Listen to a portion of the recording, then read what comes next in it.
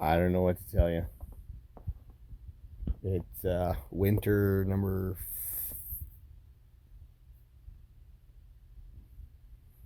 yeah.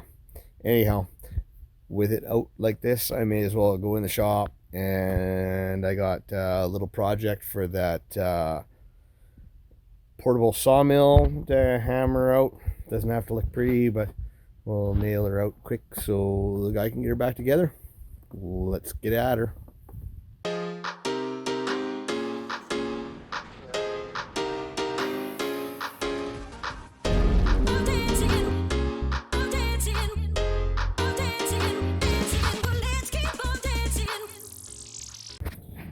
I think what we're going to do is take this whole piece off, rebuild this whole piece.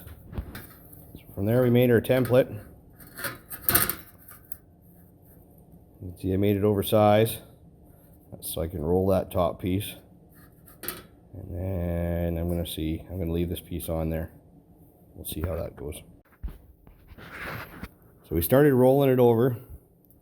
I'll get down here and see we get in a little humps, because we're making the 90 and that material needs to contract there. So what we're going to do now is we're going to come in and about every inch and a half, 2 inches, we're going to put a relief cut, and that will help us get that nice corner. I'm just doing this on a vise, by the way.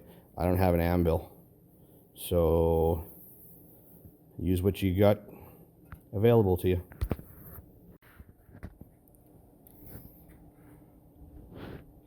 There you be. We'll have to pull it down a little bit while we do this side. Other than that, we'll buffer off and get her ready to tack.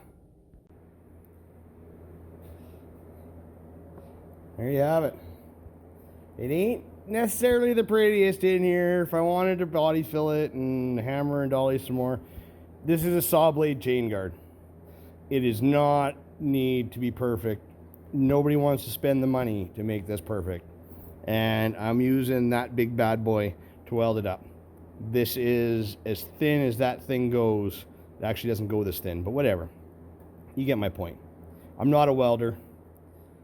Anyhow, it's fully functional again.